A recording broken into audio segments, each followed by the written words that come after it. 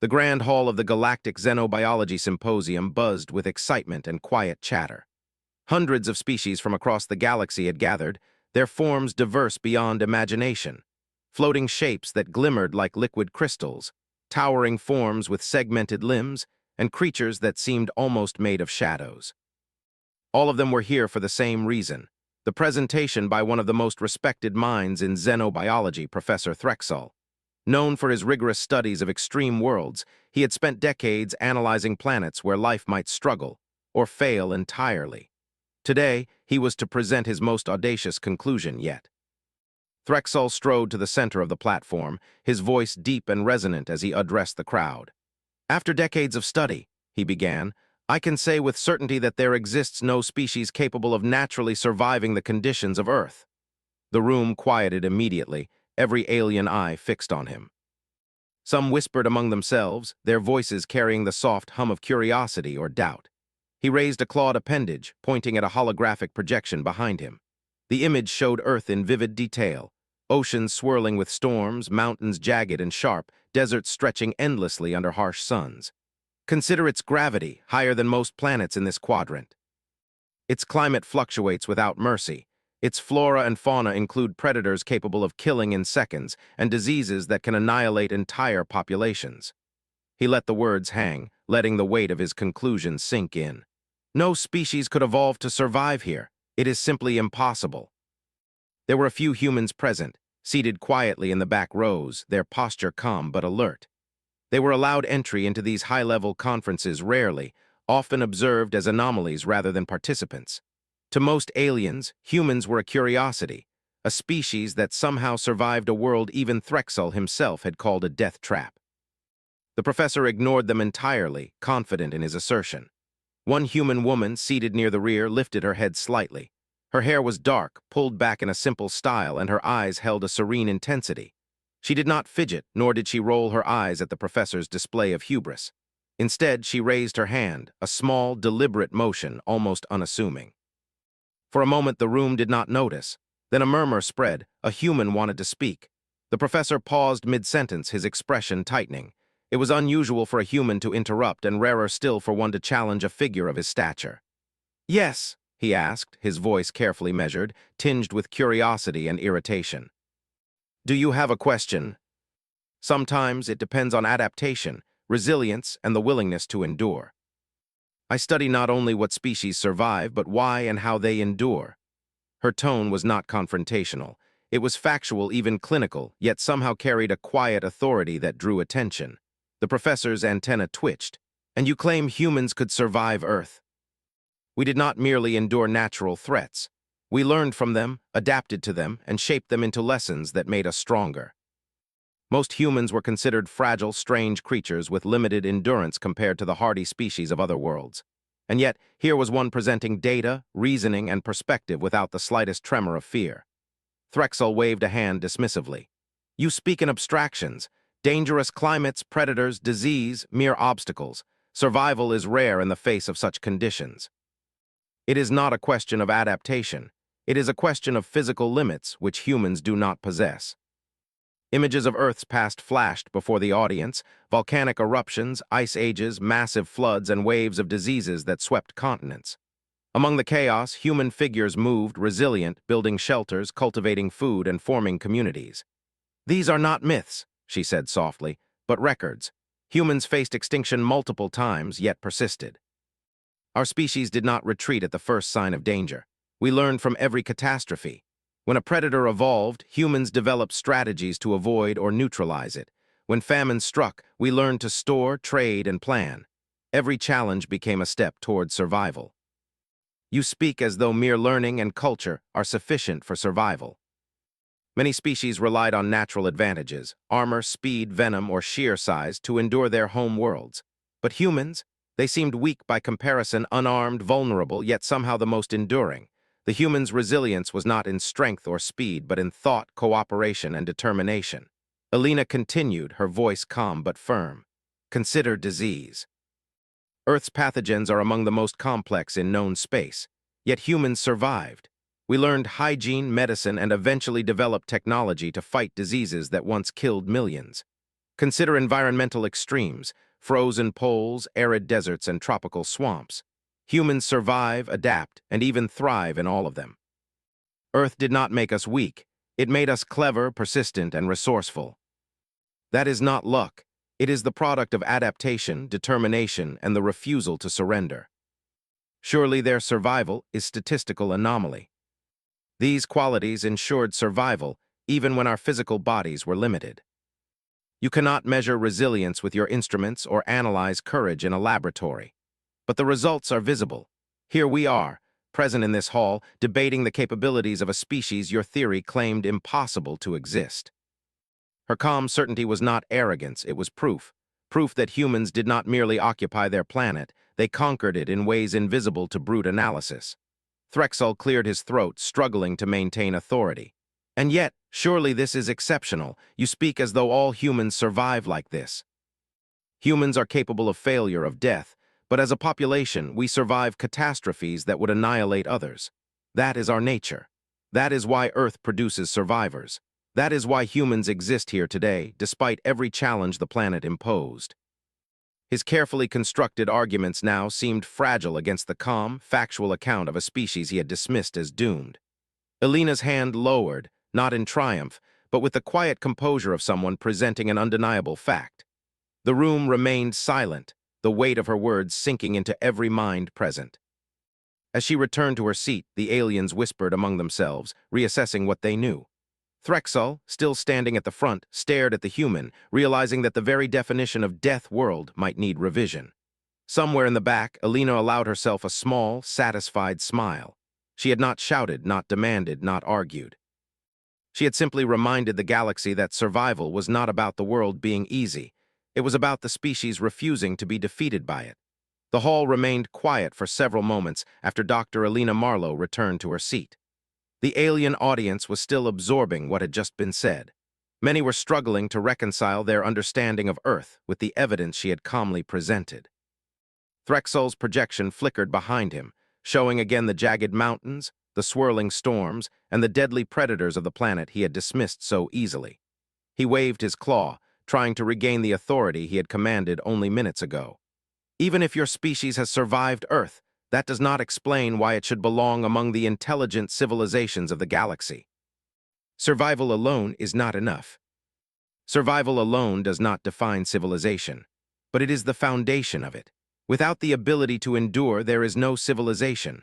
All else, knowledge, art, diplomacy, exploration, requires survival as a prerequisite. He had expected the human to falter under scrutiny, perhaps to rely on emotion rather than logic. But Elena's calm, methodical tone made her argument undeniable. She continued, projecting holographic images of human settlements on Earth.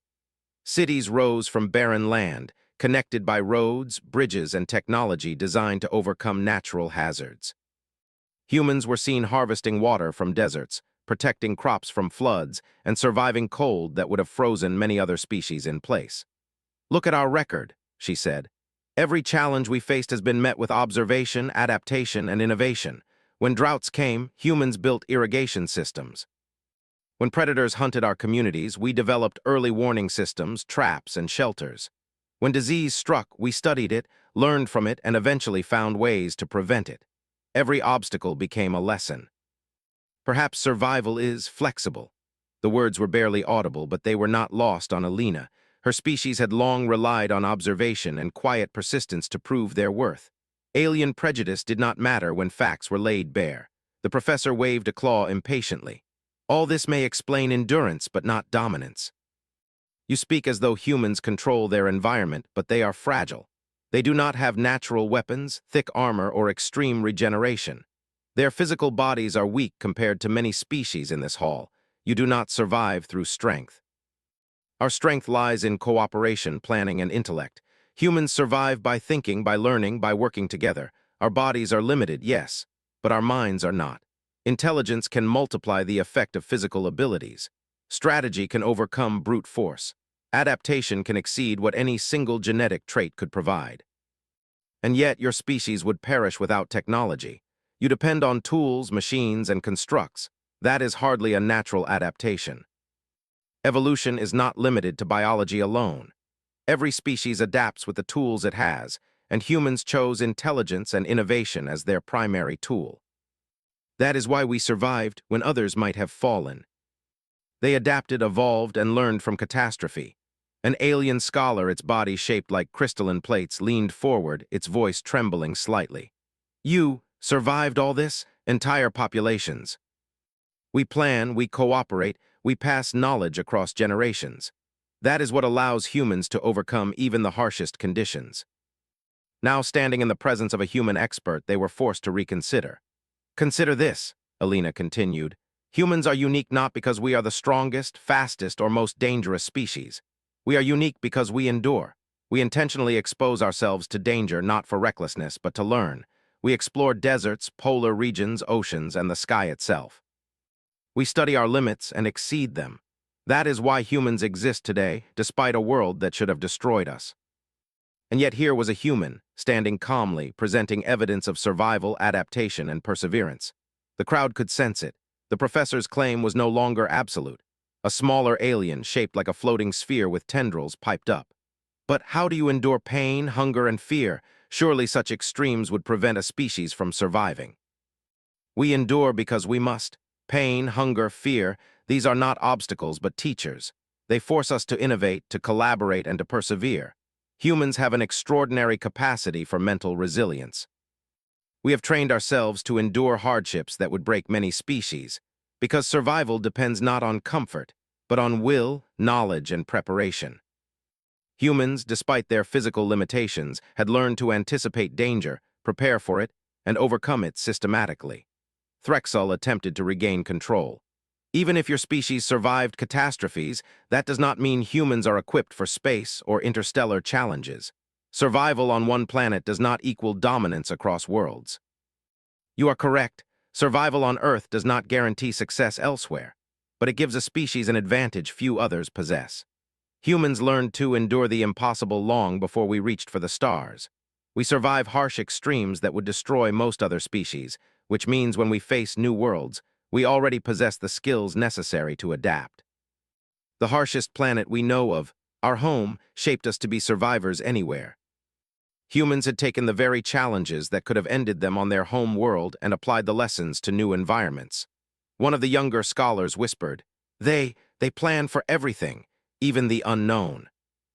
That is why Earth, despite its dangers, produced a species capable of facing any challenge. The very planet he had claimed could not produce intelligent life had done more than just produce humans. It had forged them into one of the galaxy's most enduring species. Alina's eyes scanned the audience, not with triumph, but with clarity. This is why humans are here today. Not by luck, not by accident, but because we endured, adapted, and learned from every challenge. And now, when you consider whether humans could survive Earth, I ask you instead to consider what Earth has made humans capable of achieving. Our survival is not miraculous. It is inevitable for those willing to endure. For generations, they had underestimated a species that appeared fragile, yet here was evidence of endurance, intelligence, and adaptation that defied every expectation. Threxel cleared his throat again, now quieter, almost unsure. Your arguments, they are compelling. He hesitated, as though tasting the words before letting them escape. Perhaps my conclusions require reconsideration. As the symposium continued, Alina observed the subtle shifts around her, the quiet looks of respect, the reconsideration in the tone of the aliens, and the momentary, unguarded pause of Threxel himself. The discussion had begun with a claim of impossibility, and now it had become a testament to human perseverance. The first step in proving humanity's extraordinary capacity had been made, and the hall was no longer certain that any species could challenge it. For Alina, it was a simple matter of fact. Humans endured because they had no choice. But more than endurance, they thrived because they learned, adapted, and refused to accept defeat. The rest of the galaxy might take time to recognize it, but slowly, surely, the truth was spreading. A species forged on a death world was capable of surviving, thriving, and even surpassing expectations anywhere it went. The hall was quieter than it had been at any point during the symposium. Every alien present seemed to lean forward slightly, as if anticipating the next words of Dr. Alina Marlowe. Threxel's mandibles clicked nervously, his usual composure slipping. He had dismissed humans with absolute confidence before, claiming that no species could survive Earth. Now those assertions seemed fragile, like brittle glass ready to shatter under the weight of evidence. Elena did not rush. She allowed the silence to settle, letting it amplify the sense of anticipation. Then she began again, her voice steady and calm. "You doubt the ability of humans to survive Earth's challenges," she said. "That is understandable. From an outside perspective, the planet seems impossible. But your observation is incomplete. Survival is not measured by what fails, it is measured by what persists. Humans persist, and we do so in ways that go far beyond mere endurance." One image showed a human stranded in a desert, rationing water carefully while building a shelter from sand and stone. Another showed humans navigating glaciers with primitive tools, using ingenuity to create bridges across treacherous ice chasms. There was a scene of humans in a forest plagued by venomous predators, working together to trap dangerous animals while ensuring no one was harmed. "These are not myths or legends," Elena said. "These are documented cases. Humans faced threats that would have destroyed any other species. Our survival is not a matter of luck. It is the result of adaptation, intelligence, and cooperation. Every time we encounter danger, we analyze it, respond to it, and often turn it into an advantage. But these are isolated incidents. Survival on an individual level does not equate to species survival. You cannot claim that one or two humans overcoming danger proves the entire species is exceptional. For thousands of generations, humans have faced predators, natural disasters, famine, disease, and extreme climates. Entire civilizations have been wiped out, only for new communities to emerge stronger and wiser than before. Our species' continuity despite constant threats is the real proof of endurance. Individual survival matters, but collective survival is what defines a species' capability. Elena continued, projecting more examples. There were images of humans dealing with violent storms, building temporary shelters that withstood wind and rain. Another showed humans at the edge of a volcanic eruption, evacuating communities while salvaging essential resources. Still another depicted humans in flooded cities, working tirelessly to save themselves and others while developing technologies to prevent future disasters. Each image reinforced the same truth. Humans were not helpless victims, they were problem solvers. "Look closely," Elena said, her voice rising slightly to carry over the room. "Humans do not wait for conditions to become tolerable. We create solutions before survival becomes critical. Our intelligence is an extension of our adaptation. Every tool we invent, every system we develop, every plan we execute is a form of evolution. Survival is our goal, but innovation is our method. Surely, so many hazards must have claimed countless humans. How can a species survive if so many individuals perish? Our communities adapt to ensure the species continues. Survival is never about perfection. It is about persistence, learning, and adaptation. Consider disease," she continued. "Earth is home to pathogens that can decimate populations, yet humans survived them all. We studied the causes, we learned the methods of transmission, and we eventually developed medical systems to prevent mass fatalities. Every outbreak, every epidemic became a lesson in survival. Our species did not simply endure by chance. We endured by understanding and acting." Every visual reinforced the same truth. Humans confronted deadly threats not with raw power but with intellect, planning, and cooperation. A young alien researcher with a jagged, crystalline body spoke, almost hesitantly. "But you humans are physically weak. Even your predators could destroy individuals quickly. How do you survive in such environments?" Strength alone does not define survival. Humans survive because we understand, anticipate, and respond. We observe the world carefully, predict threats, and take action to prevent or minimize harm. When confronted by predators, humans build shelters, set alarms, use tools and strategies. We do not fight everything head-on. We choose our battles wisely. Survival is not always about confrontation. It is about intelligence, caution, and adaptation. And yet they survived where species far stronger or better protected would have failed. The professor's certainty was beginning to crumble. Elena leaned slightly forward, her voice firm. "You may believe that only physical traits define survival, but evolution is multidimensional. Intelligence, social cooperation, tool use, planning, and adaptability are all extensions of evolution. Humans did not wait for Earth to be kind. We learned to thrive despite it. That is why our species exists today, despite challenges that would have destroyed most others. Humans had taken the lessons learned on a planet of chaos and applied them to entirely new environments. They had not only survived, they had adapted those lessons to overcome alien worlds, extreme radiation, and environments that no other species had faced. One alien whispered almost to itself, "They plan for everything." They survive not because they are strong, but because they think, they cooperate, they endure. That is why humans survive where others would perish. Not fearless, not invincible, but aware, prepared, and persistent. This is what Earth produces: survivors, thinkers, problem solvers. You may call it impossible, but it is real. He had declared Earth impossible, yet here was evidence that contradicted everything he believed. Elena lowered her hand and returned to her seat with the calm dignity of someone who had completed a lecture, not a debate.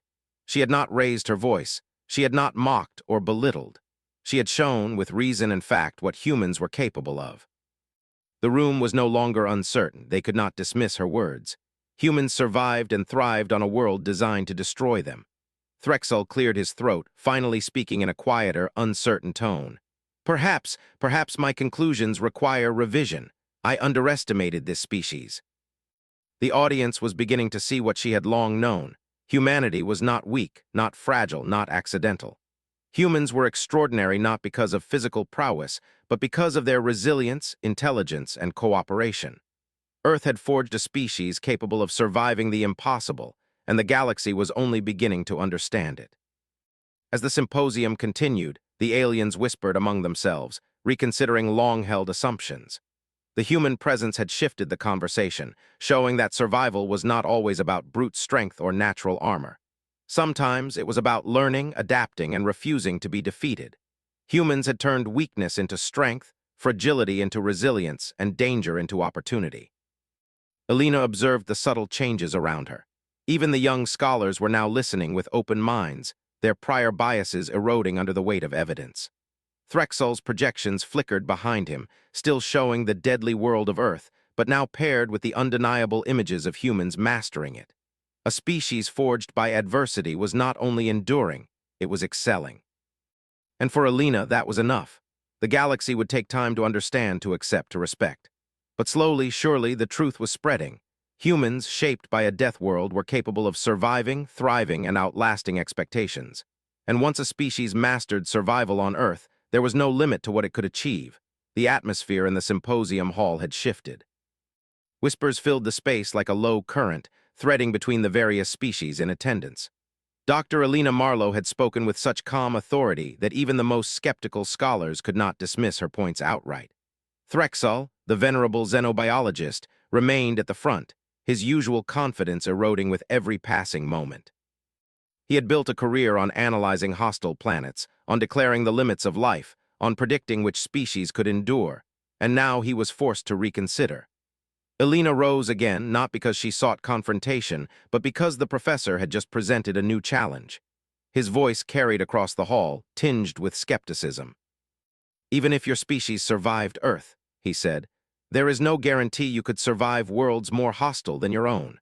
Survival here does not imply dominance or adaptability elsewhere. Humans may endure on Earth, but the universe contains environments far beyond its extremes."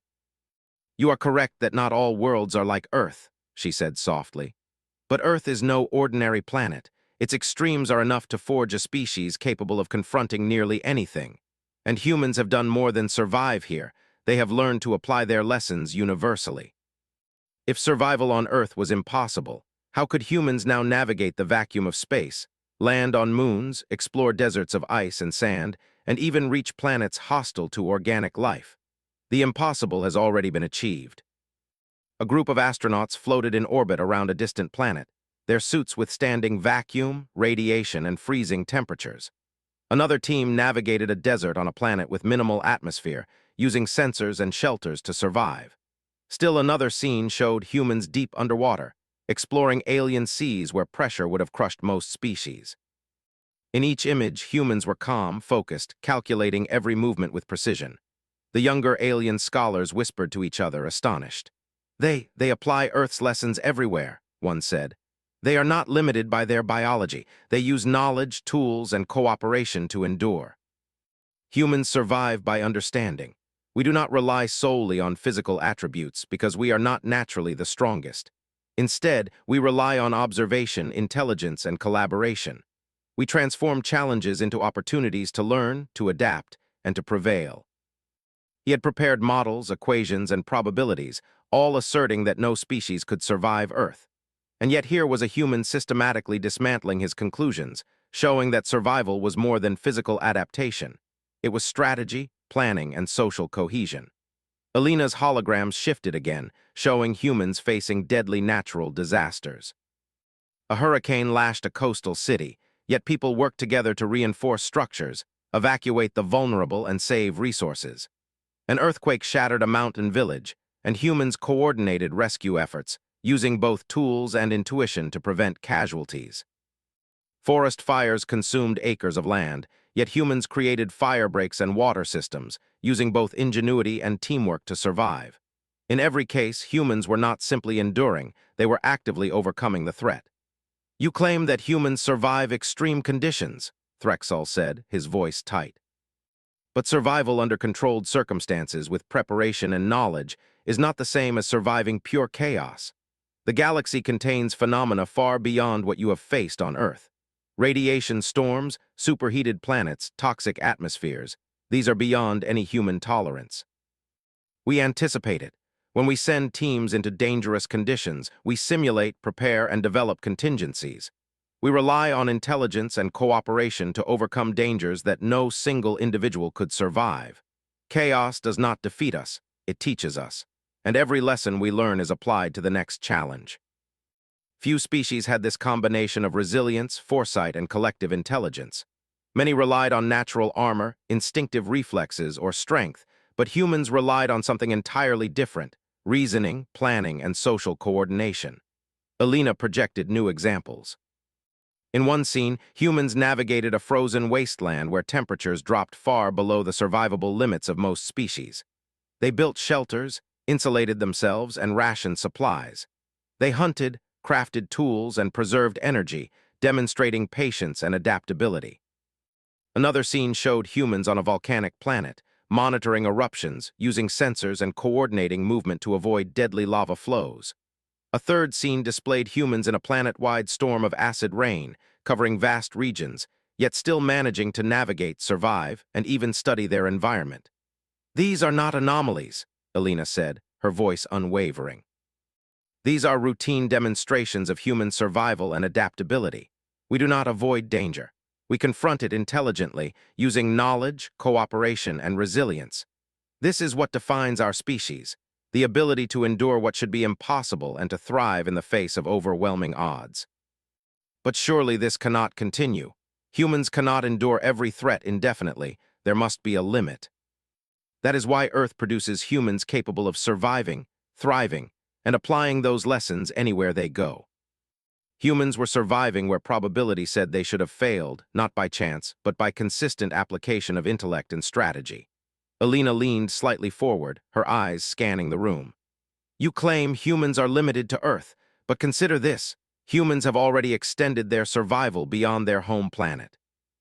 We explore space, land on moons, traverse deserts, climb mountains, dive into oceans, and survive environments lethal to other species. We do not wait for conditions to become favorable, we make them favorable. Survival is an active process, not passive endurance. No other species relies on thought so consistently to survive. They do not just react, they anticipate, plan, and overcome.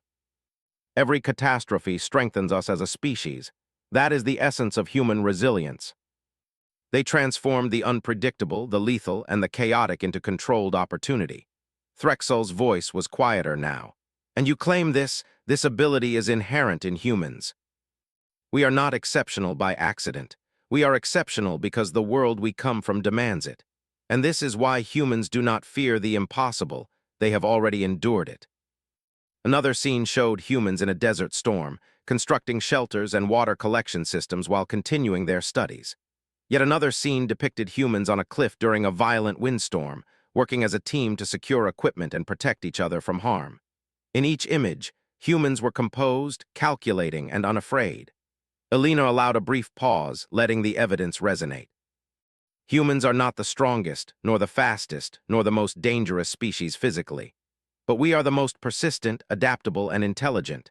We survive because we learn, cooperate, and refuse to surrender. And once a species can survive Earth, there are few limits to what it can achieve elsewhere in the universe. Threxel, the man who had claimed no species could survive Earth, was now forced to acknowledge the undeniable. Humans were exceptional, not in spite of their planet, but because of it. Alina's hand fell to her side, calm and steady. She had not shouted, not demanded, not forced acceptance. She had shown, with clear examples and reason, the reality of human endurance. The proof was visible, tangible, and impossible to ignore. The audience, previously skeptical, now understood.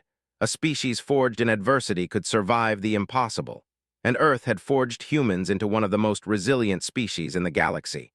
As the symposium progressed, the hall was alive with discussion, but the tone had shifted. Humans were no longer viewed as fragile anomalies. They were recognized as survivors, strategists, and problem solvers. The debate had evolved into admiration, tempered with cautious respect. For Alina, it was enough. Humanity's endurance had been demonstrated once more. Earth had created a species that could thrive anywhere, face any challenge, and overcome the most extreme conditions. And the galaxy was finally beginning to see what she already knew. The true strength of humans lay not in power or armor, but in resilience, intelligence, and the refusal to surrender to the impossible. The air in the symposium hall was thick with anticipation. Every alien delegate seemed to lean closer, drawn in by the quiet force of Dr. Alina Marlowe's presence. The room had shifted from skepticism to curiosity, and now it teetered on the edge of admiration. For the first time, humans were not merely subjects of study. They were undeniable examples of what survival, intelligence, and adaptability could achieve. Threxel stood at the podium, his antennae twitching nervously. The professor who had declared Earth's conditions impossible, the one who had stated that no species could survive such extremes, now faced the undeniable evidence of human resilience. The room's attention was fixed entirely on him. He cleared his throat, struggling to maintain a semblance of authority. "Perhaps I underestimated humanity," he admitted, his mandibles clicking in hesitation. "Perhaps my analysis was incomplete. The species that thrives on Earth exhibits survival beyond any model I have ever constructed." "You are beginning to see what has been evident for millennia," she said. "Humans survive because we are persistent, intelligent, and cooperative. Our planet demanded it of us, and we rose to meet every challenge.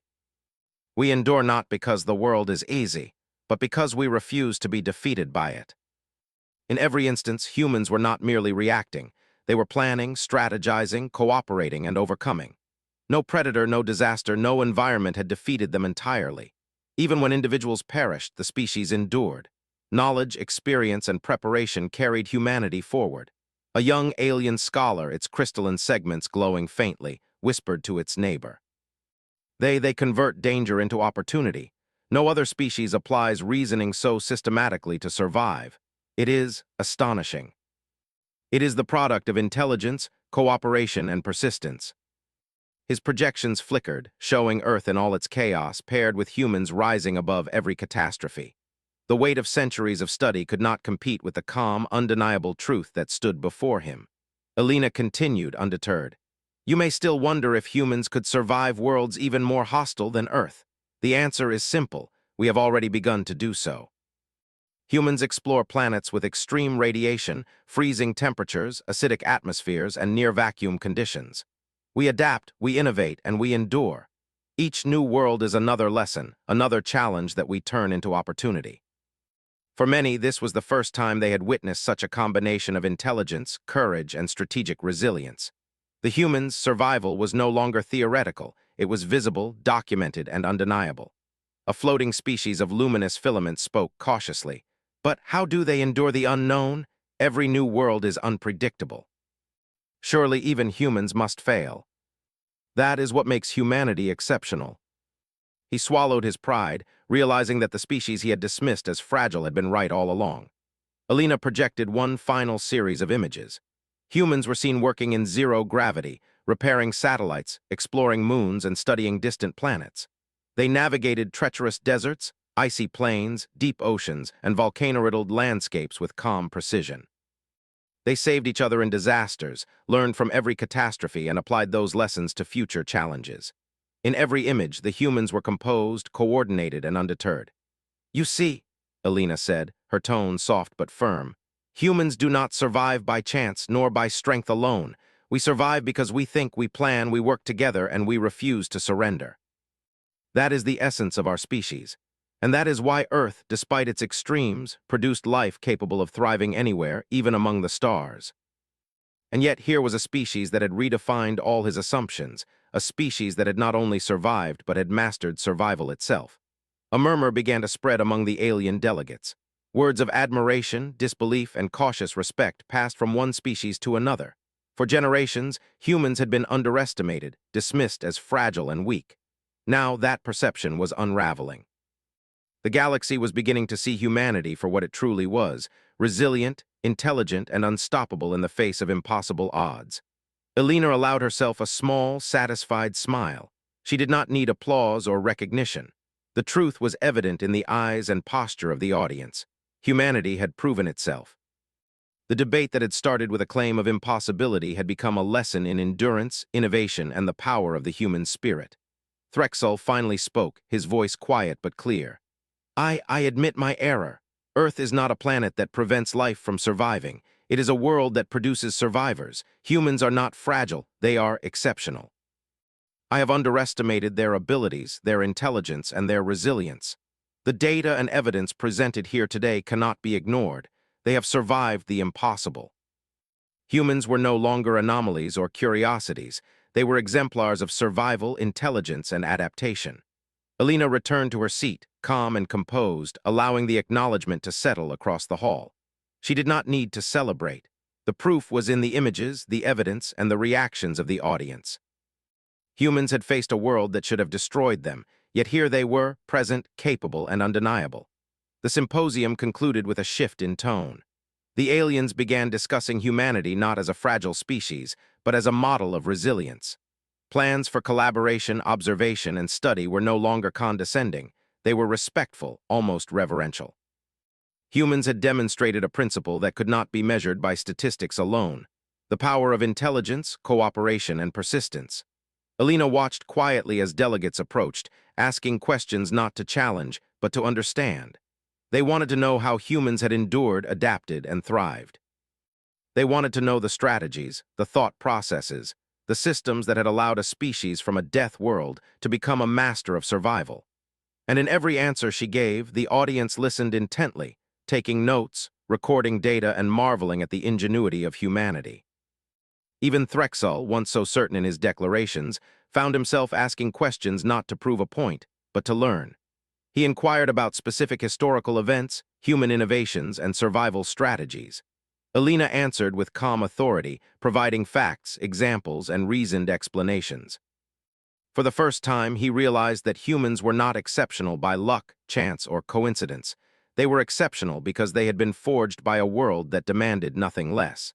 As the symposium concluded, the delegates began leaving the hall. Their conversations were filled with excitement, speculation, and admiration.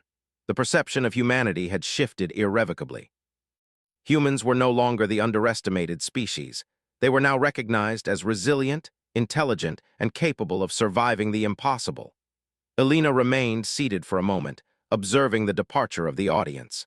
The journey that had begun with a calm hand raised in response to arrogance had reached its conclusion. Humanity's endurance had been demonstrated beyond doubt, and the galaxy had begun to acknowledge it. She reflected quietly on the lessons of her species. Humans had survived floods, fires, ice ages, predatory creatures, disease, famine, and countless other challenges. They had learned, adapted, and persevered. They had transformed adversity into opportunity and weakness into strength. And now the galaxy knew what humans had always known. The true measure of a species is not strength or size, but the ability to endure, adapt, and thrive in the face of the impossible.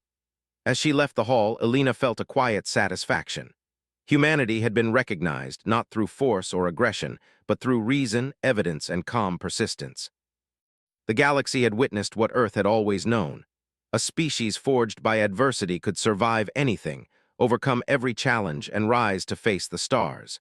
And for humans, the future was no longer defined by the limits of their planet. It was defined by the lessons they had learned from it, by the challenges they had overcome, and by the intelligence, cooperation, and resilience that made them capable of surviving the impossible. Earth had produced a species unlike any other, a species that did not fear death, chaos, or adversity, because it had learned to endure and thrive no matter the odds. For Alina and for all humans, the truth was simple and undeniable. Humanity had not only survived a death world, they had mastered survival itself. And in doing so, they had earned their place among the stars, not as fragile newcomers, but as a species that could endure anything the universe dared to throw at them.